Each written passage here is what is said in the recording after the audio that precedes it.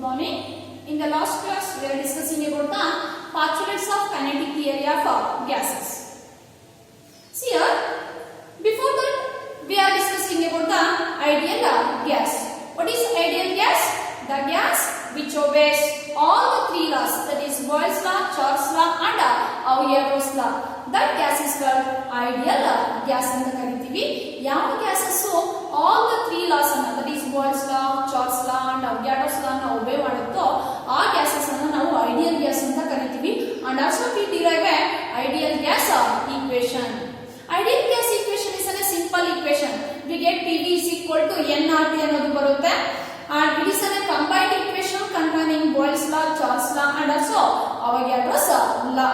ಮೂರು laws combined equation, simple equation, ideal gas equation, that is PV is equal to nRT.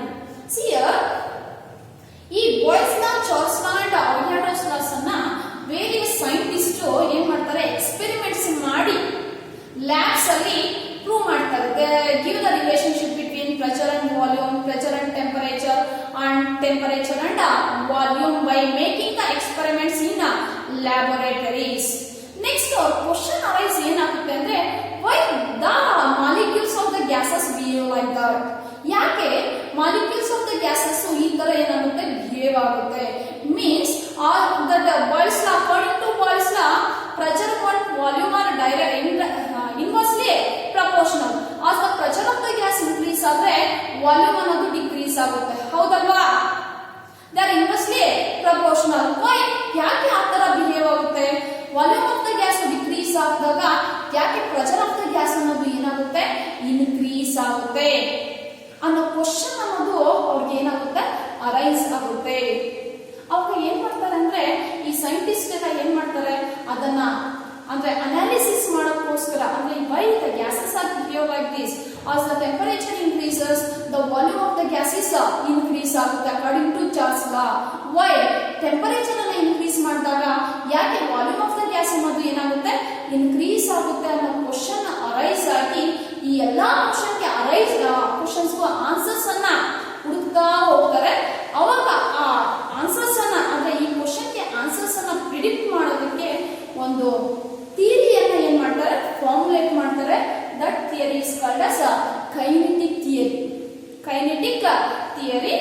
Coming to the postulates of kinetic theory of gases. These are the assumption or postulates of these kinetic theory of gases. The first postulate is gases are composed of discrete particles called molecules. All gases containing a tiny discrete particle, ಚಿಕ್ಕ particles ಇರುತ್ತೆ. That particles are called as molecules ಅಂತ ಕರಿತೀವಿ. ಈ ಒಂದು atoms ಕೂಡ ಇರುತ್ತೆ.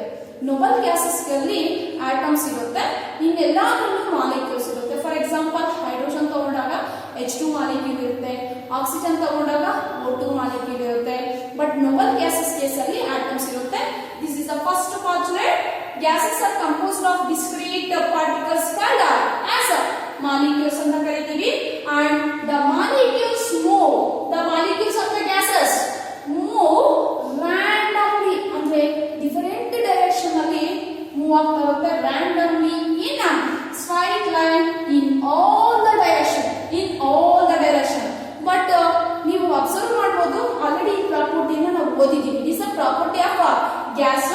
Molecules move randomly in straight line in all the directions. ಎಲ್ಲಾ directions ಕಡೆನೂ ಏನಾಗ್ತಾ ಇರುತ್ತೆ, ಮೂವ್ ಆಗ್ತಾ ಇರುತ್ತೆ gas molecules at various speeds. The direction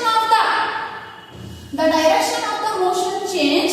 They collide with each other or with the walls of the container.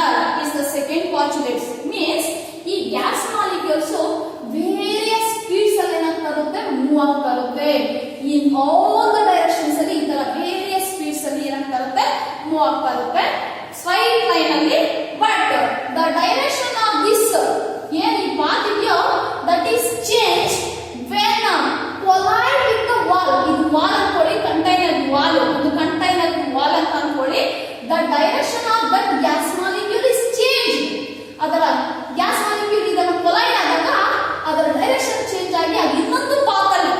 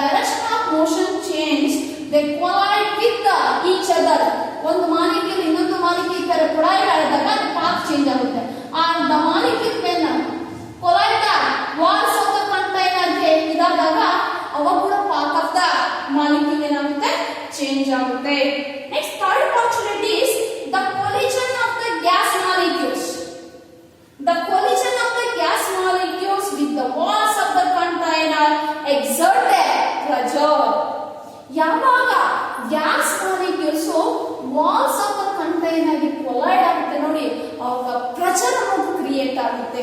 ಯಾಕೆ ಅಂದ್ರೆ ನೀವು observe ಮಾಡ್ಬೋದು, ಸ್ಪೀಡ್ ಆಗಿ ಹೋಗಿ ಯಾವ್ದನ್ನಾದ್ರೂ ಹಿಟ್ ಮಾಡಿದಾಗ, ನೀವೇನಾದ್ರೂ ಹೊಡೆದಾಗ ನೆಕ್ಸ್ಟ್ ಅದು ರಿವರ್ಸ್ ಸ್ಪೀಡ್ ಅಲ್ಲಿ ಬರ್ತಿದೆ, ಹೌದಾ? ಗ್ಯಾಸ್ ಮಾಲಿಕ್ಯೂಲ್ಸ್ ಒಂದು ವಾಲ್ ಆಫ್ ದ ಕಂಟೈನರ್ಗೆ ವಿತ್ ದ ಪಾರ್ಟಿಕಲ್ಸ್ ಗೆ ಕೊಲೈಡ್ ಆದಾಗ, ಈ ತರ ಈ ಪಾರ್ಟಿಕಲ್ ವಾಲ್ ಆಫ್ ದ ಕಂಟೈನರ್ಗೆ ಕೊಲಿಷನ್ ಆಗ್ತಾ ಇದೆ ಸ್ಪೀಡ್ ಆಗಿ ಹೋಗಿ ಅನ್ಕೊಳ್ಳಿ, ಫರ್ದರ್ ಅದಕ್ಕಿಂತ ಹೈ ಸ್ಪೀಡ್ ಆಗಿ ಅದು ರಿವರ್ಸ್ ಬರುತ್ತೆ.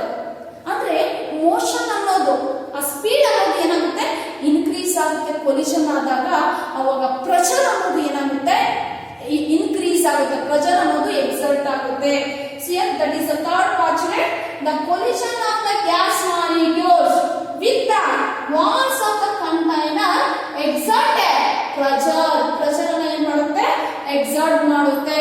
When these gas molecules collide the walls of the container, they exert pressure because speed of the molecule ಅನ್ನೋದು ಏನಾಗುತ್ತೆ, increase ಆಗುತ್ತೆ. And the next one is the collision is perfectly elastic.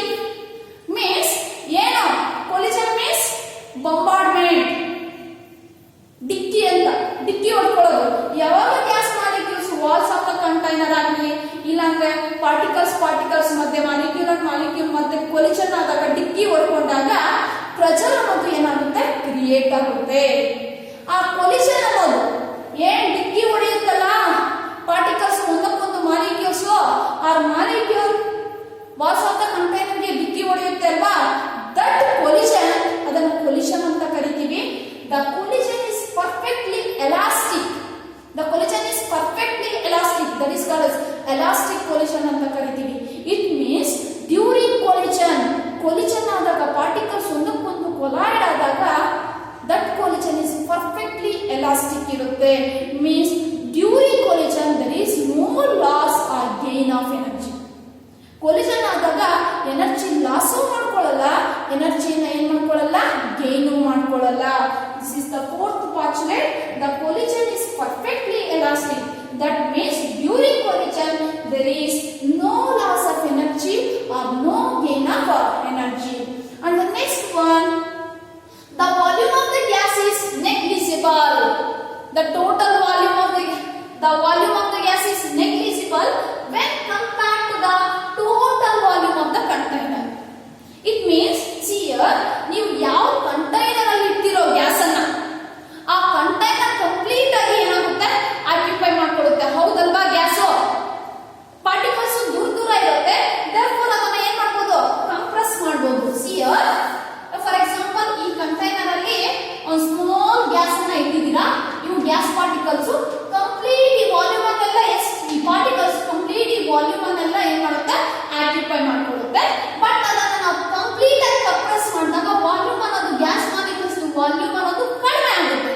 Compress ಮಾಡಿದ್ರೆ distance particles ಮತ್ತೆ distance ಅನ್ನೋದು ಜಾಸ್ತಿ ಇರುತ್ತೆ, therefore compress ಆಗಿ volume of the gas ಅನ್ನೋದು ಡಿಕ್ರೀಸ್ ಆಗುತ್ತೆ.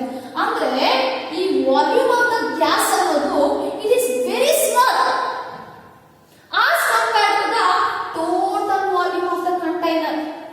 ಒಂದು ರೂಮ್ ಅಲ್ಲಿ ನೀವು ಗ್ಯಾಸ್ ಅನ್ನ ಇದೆ ಅನ್ಕೊಳ್ಳಿ, ಆ ಗ್ಯಾಸ್ ಅನ್ನ ಕಂಪ್ರೆಸ್ ಮಾಡಿಬಿಟ್ರೆ ಕಂಪ್ರೆಸ್ ಆಗುತ್ತೆ ಗ್ಯಾಸಸ್. ಯಾಕೆಂದ್ರೆ ಪಾರ್ಟಿಕಲ್ ಮತ್ತೆ ಡಿಸ್ಟೆನ್ಸ್ ಅನ್ನೋದು ಜಾಸ್ತಿ ಇರುತ್ತೆ, therefore ಕಂಪ್ರೆಸ್ ಮಾಡಿದಾಗ ಪಾರ್ಟಿಕಲ್ಸ್ ಅನ್ನೋದು ನಿಯರ್ ಬಂದು ಆ ವಾಲ್ಯೂಮ್ ಅನ್ನೋದು ಡಿಕ್ರೀಸ್ ಆಗುತ್ತೆ.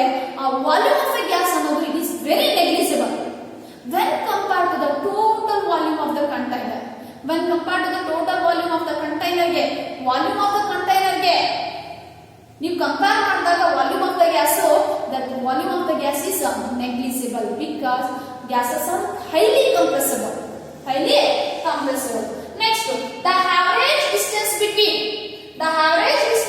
the particles is large as compared to the diameter of the particles, and hence there is no intermolecular forces between the gases. It is very important. See here, ಏನು sixth postulates ಏನು ಹೇಳುತ್ತೆ ಅಂದ್ರೆ, ಒಂದು gas particles ಇನ್ನೊಂದು gas particles ಈ distance ಅನ್ನೋದು ಏನಿರುತ್ತೆ ಅಂದ್ರೆ ಜಾಸ್ತಿ ಇರುತ್ತೆ. The average distance between the particles, this distance between the ಈ gas particle the average distance between the particles is large, ತುಂಬಾ ಜಾಸ್ತಿ ಇರುತ್ತೆ as compared to the diameter the diameter. This is called as the distance ಅನ್ನು ನಾವು ಯಾವುದೋ ಒಂದು atom ಅನ್ನು ತಗೊಂಡಾಗ ಸೆಂಟರ್ ಇರುತ್ತೆ, ಇದನ್ನ ನಾವು ರೇಡಿಯಸ್ ಅಂತ ಕರಿತೀವಿ. ಅಂಡ್ ದಿಸ್ 2r ಅನ್ನ r plus r is called as 2r. ಇದೊಂದು ಪಾರ್ಟಿಕಲ್ ಅನ್ಕೊಳ್ಳಿ, ಇದೊಂದು ಪಾರ್ಟಿಕಲ್. ಈ ಡಯಾಮೀಟರ್ ಅನ್ನೋದು very less as compared to the distance between the particles. ಒಂದು ಪಾರ್ಟಿಕಲ್ ಇನ್ನೊಂದು ಪಾರ್ಟಿಕಲ್ ಡಿಸ್ಟೆನ್ಸ್ ಅನ್ನೋದು ಗ್ಯಾಸಸ್ ಅಲ್ಲಿ ಜಾಸ್ತಿ ಇರುತ್ತೆ. ಬಟ್ ಅದೇ ಸಾಲಿಡ್ಸ್ ಅಲ್ಲಿ ತುಂಬಾ ಕಾಂಪ್ಯಾಕ್ಟ್ ಆಗಿ ಆಗಿರೋದು ಚಾಲೆಂಜ್ ಆಗಿರುತ್ತೆ. ಬಟ್ ಗ್ಯಾಸಸ್ ಅಲ್ಲಿ ಒಂದು ಪಾರ್ಟಿಕಲ್ ಇನ್ನೊಂದು ಪಾರ್ಟಿಕಲ್ ಡಿಸ್ಟೆನ್ಸ್ ಅನ್ನೋದು ಜಾಸ್ತಿ. The average distance between the particles is large as compared to the diameter of the particle. Diameter of the particle compare ಮಾಡಿದ್ರೆ the distance between the particles are very large ಇರುತ್ತೆ. ಇದು ಏನನ್ನ indicate ಮಾಡುತ್ತೆ ಅಂದ್ರೆ hence there is no intermolecular forces between the gases. ಹಾಗಂದ್ರೆ ಇದು ಈ ಪಾರ್ಚುಲೇಟ್ ಅನ್ನೋದು ಏನನ್ನ ಇಂಡಿಕೇಟ್ ಮಾಡುತ್ತೆ ಅಂದ್ರೆ ಈ ಡಯಾಮೀಟರ್ ಆಫ್ ದ ಪಾರ್ಟಿಕಲ್ ಗಿಂತ ಡಿಸ್ಟೆನ್ಸ್ ಬಿಟ್ವೀನ್ ದ ಪಾರ್ಟಿಕಲ್ಸ್ ಏನಿದೆ ಜಾಸ್ತಿ ಇದೆ. ಯಾವಾಗ ಡಿಸ್ಟೆನ್ಸ್ ಅನ್ನೋದು ಜಾಸ್ತಿ ಇರುತ್ತೆ ಒಂದು ಪಾರ್ಟಿಕಲ್ಗೂ ಒಂದೊಂದು ಪಾರ್ಟಿಕಲ್ಗೂ ಅಂದ್ರೆ ಇಂಟರ್ಮಾಲಿಕ್ಯುಲರ್ ಫೋರ್ಸಸ್ ಅನ್ನೋದು ಲೋ ಇದ್ದಾಗ, ಹೌದಾ? There is no intermolecular forces. ನೀವು ನೋಡಬಹುದು ಗ್ಯಾಸಸ್ ನೀವು ಯಾವ ಕಂಟೈನರ್ ಅಲ್ಲಿ ಇಟ್ಟರೆ ಆ ಕಂಟೈನರ್ ವಾಲ್ಯೂಮ್ ಕಂಪ್ಲೀಟ್ ಆಗಿ ಏನ್ ಮಾಡುತ್ತೆ, ಆಕ್ಯುಪೈ ಮಾಡ್ಕೊಳ್ಳುತ್ತೆ, ಹೌದಾ? ತುಂಬಾ ದೂರ ಹೋಗುತ್ತೆ ಪಾರ್ಟಿಕಲ್ಸ್. ಯಾಕೆ ಅಂದ್ರೆ ಅದು ಏನನ್ನ ಇಂಡಿಕೇಟ್ ಮಾಡುತ್ತೆ ಅಂದ್ರೆ there is no forces of attraction ಅನ್ನೋದು ಇಂಡಿಕೇಟ್ ಮಾಡುತ್ತೆ. There is no intermolecular forces between the gases, therefore they occupy the complete volume. ಹೌದಲ್ಲ? ಒಂದೆರಡು ಫೋರ್ಸಸ್ ಆಫ್ ಅಟ್ರಾಕ್ಷನ್ಸ್ ಇದ್ದಿದ್ರೆ ಮಾಲಿಕ್ಯೂಲ್ಸ್ ಎಲ್ಲ ನಿಯರ್ ಬಂದು ಕಡಿಮೆ ವಾಲ್ಯೂಮ್ ಅನ್ನ ಆಕ್ಯುಪೈ ಮಾಡ್ಕೊಬಹುದಾಗಿತ್ತು. ಬಟ್ ಯಾವಾಗ ಗ್ಯಾಸಸ್ ನೀವು ಯಾವ ಕಂಟೈನರ್ ಅಲ್ಲಿ ಇಟ್ಟರೋ ಆ ಕಂಟೈನರ್ ಕಂಪ್ಲೀಟ್ ವಾಲ್ಯೂಮ್ ಅನ್ನ ಆಕ್ಯುಪೈ ಮಾಡ್ಕೊಳ್ಳುತ್ತೋ ಇದು ಏನನ್ನ ಇಂಡಿಕೇಟ್ ಮಾಡುತ್ತೆ ಅಂದ್ರೆ ಗ್ಯಾಸಸ್ ಮಾಲಿಕ್ಯೂಲ್ಸ್ ಮತ್ತೆ ಇಂಟರ್ಮಾಲಿಕ್ಯುಲರ್ ಫೋರ್ಸಸ್ ಇಲ್ಲ ಅನ್ನೋದು ಹೇಳುತ್ತೆ ಈ postulate. According to kinetic theory the average distance between the particles is very large as compared to the diameter of the particles. Hence there is no intermolecular forces. ಈ molecule force of attraction ಇದ್ದಿದ್ರೆ molecules near ಬರ್ತಾ ಇತ್ತು.